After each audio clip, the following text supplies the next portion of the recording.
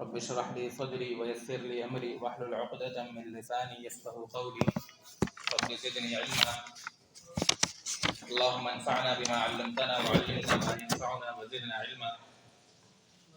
اللہ رب العالمین کی توفیق سے کتاب التوحید پائے تکمیل کو پہنچی۔ اس کے بعد عمدۃ الاحکام سے کتاب الصیام کا آغاز کریں گے انشاءاللہ تعالی مختصر سے وقت میں، اور تمام احباب سے گزارش ہے کہ اس مختصر سے وقت میں ضرور فائدہ اٹھائے اس سے اور دین کے احکامات سیکھے۔ اللہ تعالی ہم سب کا بیٹھنا قبول فرمائے۔ اس تعلق سے 102 باتیں ابتداءً قبل اس کے کہ ہم آگے بڑھیں۔ پہلی چیز یہ ہے کہ استقبال رمضان کے تعلق سے لوگ بہت سارے امور انجام دیتے ہیں، بہت انداز میں تیاریاں کرتے ہیں کہ سب سے جو بہترین تیاری ہے وہ دینی احکامات کو سیکھنا ہے، کیونکہ رمضان آ جائے اور آپ نے اس تعلق سے تیاری نہیں کی، احکامات کو نہیں سیکھا، پھر آپ غلطیاں کرتے ہیں اور رمضان کو، روزوں کو ضائع کر دیتے ہیں، تو یہ سب سے بڑا مسئلہ ہے۔ دیگر دنیاوی تیاریوں میں کوئی خلل آ جائے تو اتنے مسئلے کی بات نہیں ہے، لیکن یہ خلل سب سے بڑا ہے۔ اور حدیث کو سیکھنا، حدیث کو پڑھنا، نبی صلی اللہ علیہ وسلم کی احادیث بہت ہی بابرکت ہے، جوامع الکلم ہے۔ نبی صلی اللہ علیہ وسلم نے فرمایا، جیسا کہ زید بن ثابت رضی اللہ عنہ کہتے ہیں، میں نے رسول اللہ صلی اللہ علیہ وسلم کو سنا، آپ نے فرمایا نور اللہ امرأ، اللہ رب العالمین اس شخص کے چہرے کو تر و تازہ کرے، چمکتا ہوا رکھتا رہے، کب؟ دنیا میں بھی، آخرت میں بھی۔ کس شخص کو؟ جس کے اندر یہ صفات ہے، سمع منا حدیثا، جو مجھ سے حدیث سنتا ہے، جو مجھ سے حدیث سنے، فحفظہ، پھر اسے یاد کر لیتے، حتی یبلغہ، یہاں تک کہ وہ اسے آگے پہنچا دے۔ یہ 3 کام جو کر لے، حدیث کو سننا، اس کو سننے کا شوق رکھنا، اور اسے یاد کر لینا، اس کو سمجھ لینا اور آگے اسی طریقے سے پہنچا دینا، تو ان 3 کاموں پر اللہ رب العالمین اس شخص کے چہرے کو دنیا میں، آخرت میں تر و تازہ کرے گا۔ اور آگے نبی صلی اللہ علیہ وسلم نے فرمایا فَرُبَّ حَامِلِ فِقْهٍ إِلَىٰ مَنْ هُوَ أَفْقَهُ مِنْهُ وَرُبَّ حَامِلِ فِقْهٍ لَيْسَ بِفَقِيهٍ۔ کبھی ایسا ہوتا ہے کہ فقہ کا حامل، یعنی حدیث کو فقہ کا نام دیا، حدیث کو یاد کرنے والا، إِلَىٰ مَنْ هُوَ أَفْقَهُ مِنْهُ، اس شخص تک حدیث پہنچا دیتے جو اس سے زیادہ سمجھدار ہوتا ہے، اور اس نے صرف حدیث کو سنا، یاد کے آگے پہنچا دیا۔ دوسرا شخص اس سے حدیث کا سن کے اور بہت سے مسائل سیکھ لیتا ہے، وہ زیادہ سمجھدار ہوتا ہے۔ اور کبھی ایسا ہوتا ہے حامل فقہ، جس نے حدیث کو سنا، وہ خود تو اتنا سمجھدار نہیں ہوتا، لیکن آگے جس تک پہنچا رہا ہے وہ اس سے زیادہ سمجھدار ہوتا ہے، تو کئی سارے مسائل اس سے اخذ کر لیتا ہے۔ اس کے بعد ہم اس کتاب کے تعارف کی طرف آتے ہیں، تو ہمارا جو درس ہوگا انشاءاللہ تعالی وہ عمدۃ الاحکام پر ہوگا، اور اس تعلق سے عمدۃ الاحکام کا تعارف اور پھر اس کے مؤلف کا مختصر سا تعارف ذکر کریں گے، اور اس کے ساتھ ساتھ ابتداءً کتاب الصیام سے آغاز کریں گے، کیونکہ رمضان قریب ہے، تو اس لیے ہم نے جو انتخاب کیا ہے وہ روزوں کے مسائل کا ہے، اور اس تعلق سے جو رمضان کے مسائل ہیں ان چیزوں کا انتخاب کیا ہے۔ اگرچہ کتاب طہارت کے، نماز کے مسائل سے شروع ہوتی ہے، لیکن ہم روزوں کے، رمضان کے مسائل سے آغاز کریں گے، چونکہ رمضان قریب ہے، اس مناسبت سے انشاءاللہ تعالی۔ عمدۃ الاحکام، یہ کتاب، اس کا نام العمدۃ فی الاحکام ہے، اور مختصر طور پہ اسے عمدۃ الاحکام یا پھر عمدۃ الاحکام الصغریٰ کہہ دیتے ہیں، کیونکہ امام عبد الغنی المقدسی رحمہ اللہ نے 2 کتابیں لکھی تھی، ایک تھی عمدۃ الاحکام الصغریٰ اور دوسری عمدۃ الاحکام الکبریٰ. تو اس وجہ سے اس کتاب کو جو ہم پڑھ رہے ہیں اسے عمدۃ الاحکام الصغریٰ کہہ دیا جاتا ہے، یعنی چھوٹی عمدۃ الاحکام. ان کی دو کتابیں تھیں. جو بڑی عمدۃ الاحکام تھی اس کے اندر 949 حدیثیں ہیں، اور جو ہماری جو کتاب ہے اس میں 400 سے زائد 414 یا بعض علماء نے 433 کاؤنٹ کیا ہے. 400 سے زائد احادیث ہے اس کتاب میں. اور اس کے ساتھ ساتھ عمدۃ الاحکام جیسا کہ نام سے واضح ہے، العمدۃ فی الاحکام. عمدہ جو ہم اردو میں بھی یوز کرتے ہیں، استعمال کرتے ہیں، یعنی انتہائی بہترین، عمدہ. اور کس تعلق سے؟ احکام کے تعلق سے. تو اس کتاب کا موضوع احکامات ہے، عقیدہ نہیں ہے. ممکن ہے کہ حدیث پر بات چیت کرتے ہوئے کوئی بات ذیلی طور پہ عقیدے کی آ جائے، لیکن اس کا موضوع احکامات ہے. طہارت کے احکامات، نماز کے احکام، روزے کے احکام، زکوٰۃ کے، جہاد کے، کاروباری مسائل اس کے احکام، اور اس کے علاوہ دیگر احکام ہم اس کتاب میں پڑھیں گے انشاءاللہ تعالی. اس کتاب کی جو خاصیت ہے، جیسا کہ مؤلف نے خود ہی اپنے مقدمے میں ذکر کی ہے، کہ ان سے سوال کیا گیا کہ کچھ طلباء نے، کچھ ان کے دوستوں نے سوال کیا، آپ ایسی کتاب لکھتے ہیں احکام پر جس کے اندر ساری حدیثیں صحیح ہوں، امام بخاری اور امام مسلم متفق علیہ احادیث، ایسی احادیث جنہیں امام بخاری اور امام مسلم دونوں نے ذکر کیا. تو ان احادیث میں سے آپ ایک کتاب ہمیں احکام پر لکھ کے دے دیں. دو چیزیں: نمبر ایک، جو کتاب ہو اس کا موضوع احکام ہو، اور دوسری چیز یہ کتاب صحیح بخاری اور صحیح مسلم کی متفق علیہ احادیث سے منتخب ہو. ایسی احادیث جو دونوں کتابوں میں بیک وقت موجود ہو. تو امام عبد الغنی المقدسی رحمہ اللہ نے اس کتاب کو لکھا. تو یہ انتہائی اہم کتاب ہے، اور علماء نے پچھلے دور میں بھی اور آج تک اس پر بہت زیادہ کام کیا ہے، اس کو یاد کیا، اور آج بھی الحمدللہ اہل حدیث مدارس میں اسے یاد کیا جاتا ہے، طلبہ اسے یاد کرتے ہیں، اور کئی ساری اس کی شروحات لکھی گئی. اگر یہ کہا جائے 100 سے زیادہ اس کی شروحات ہے، کوئی مبالغہ نہیں ہے. تو اس قدر علماء نے اس پر کام کیا. اس کی جو اہم شروحات احکام ہیں، ابن دقیق العید جن کی وفات ہے 702 ہجری، اس سے اندازہ ہوگا کہ کتنے پہلے سے ہی اس کتاب کو لیا گیا اور اس کا اہتمام کیا گیا. اسی طرح ایک کتاب ہے الاحکام بفوائد عمدۃ الاحکام ابن الملقن رحمہ اللہ کی، جو کہ 11 جلدوں پر مشتمل ہے. سب سے بڑی شرح ہے اس کی، 11 جلدوں پر اس کی شرح کی گئی ہے، جن کی وفات 804 ہجری میں. اسی طرح کشف اللثام ہے جو 7 جلدوں پر مشتمل ہے. اور اس کتاب کی خاصیت جیسا کہ ذکر کیا کہ اس کتاب میں وہ احادیث جو صحیح بخاری اور مسلم کی، جس سے یہ بات ہمیں معلوم ہوتی ہے کہ اس کتاب کی تمام احادیث صحیح ہیں، کوئی حدیث ضعیف نہیں، کیونکہ وہ احادیث ہے جو صحیح بخاری اور مسلم دونوں میں موجود ہیں. الا یہ کہ بعض اوقات کوئی حدیث ایسی ذکر کرتے ہیں جو صرف صحیح بخاری میں، اور کبھی جو صرف صحیح مسلم میں، لیکن تقریباً احادیث ایسی ہوتی ہیں جو صحیح بخاری اور مسلم دونوں میں ہوتی ہے. اس تعلق سے الحمدللہ یہ پوری کتاب صحیح حدیث پر مشتمل ہے، اس میں کوئی ضعیف حدیث موجود نہیں ہے. اور ان کا طریقہ یہ ہوتا ہے کہ اس کتاب میں، یہ مکمل کتاب میں مختلف کتابیں لکھتے ہیں. یعنی یہ کتاب ہے عمدۃ الاحکام، اس کے اندر مختلف عنوان سے انہوں نے کتابیں قائم کی ہے. جیسے کتاب الطہارہ، جس کے اندر وہ اس کے بعد طہارت کے مسائل ذکر کریں گے. پھر اس کے بعد کتاب الصلاۃ، نماز کی کتاب، تو نماز کے مسائل ذکر کریں گے.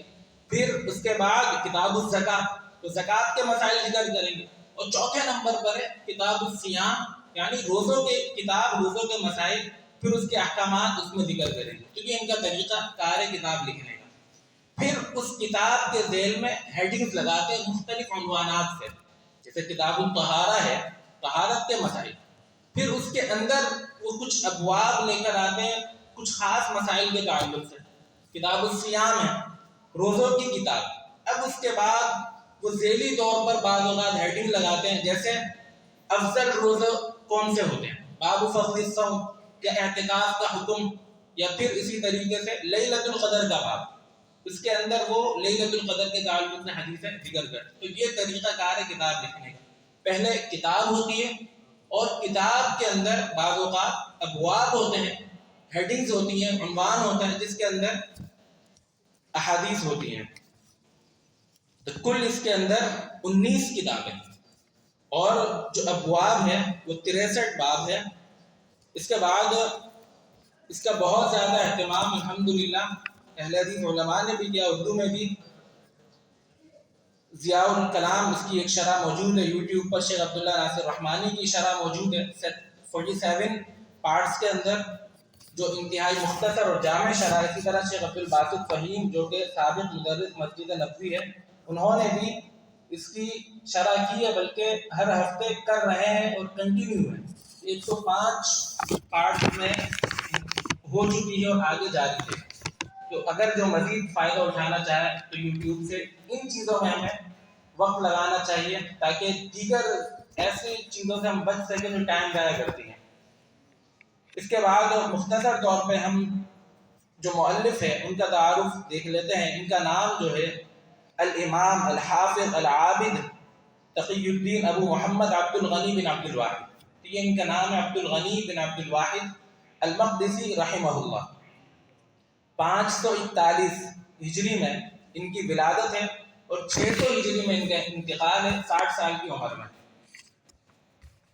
اور ان کے مشائخ میں سے ایک مشہور نام عبد القادر جیلانی رحمہ اللہ، جو کہ ایک موحد تھے، لیکن اہل بدعت نے انہیں غلط طریقے سے پیش کیا.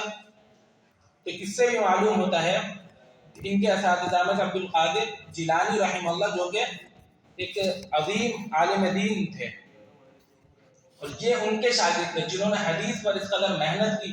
ان کی زندگی میں بہت سارے مسائل اور فوائد ہمیں سیکھنے کو ملتے ہیں. مثال کے طور پر یہ وہ شخص تھے جو اپنے ٹائم کو بالکل ضائع نہیں کرتے. خاص طور پر ان کی سیرت میں یہ بات لکھی گئی ہے.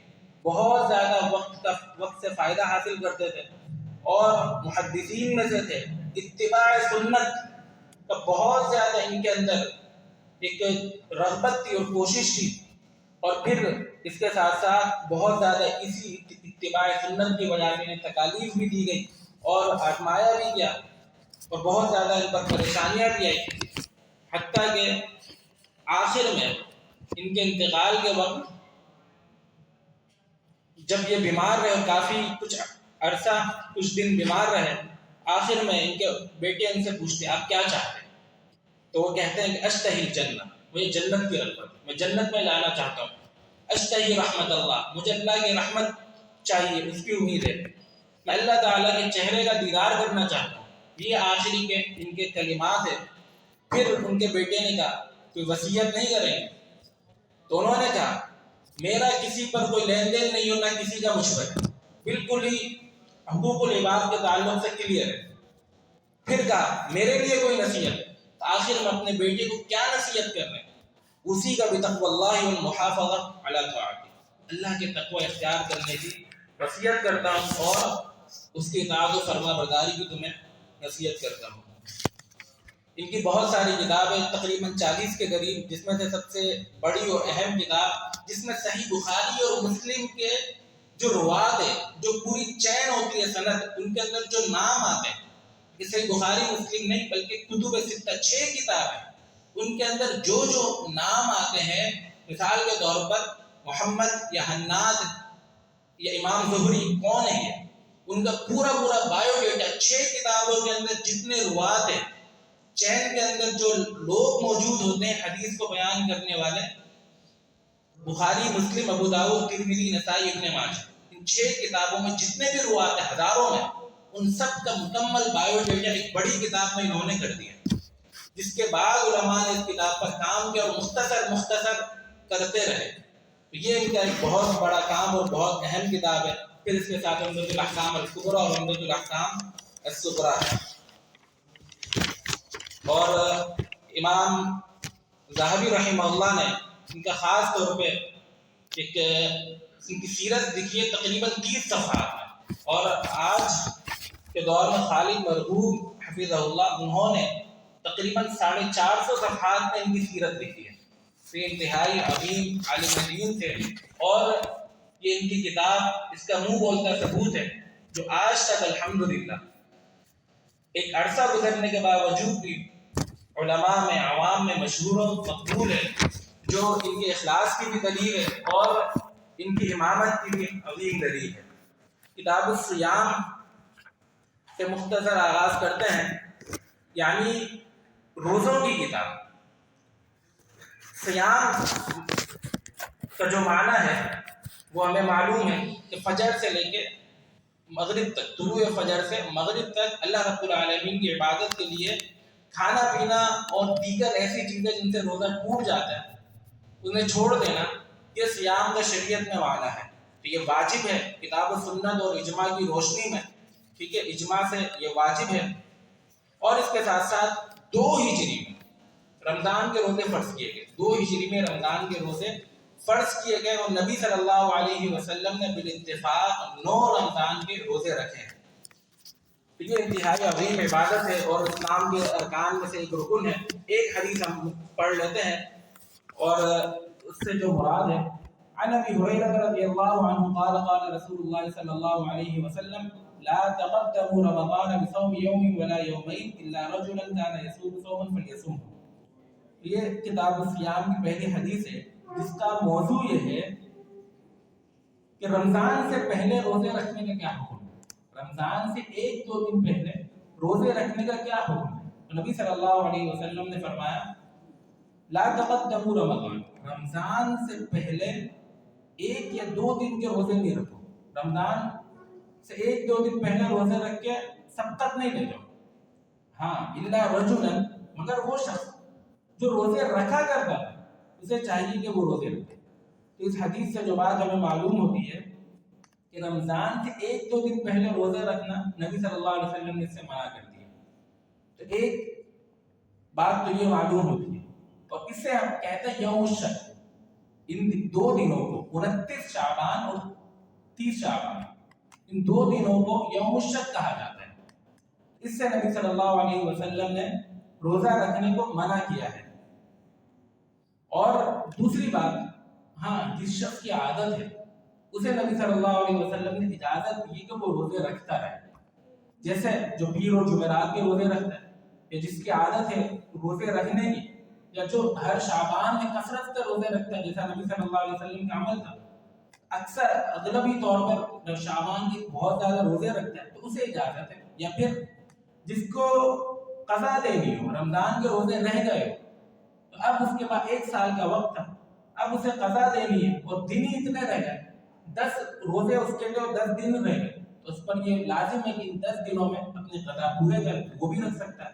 یا نظر وغیرہ کے جس پر روزے ہو تو وہ رکھ سکتا ہے.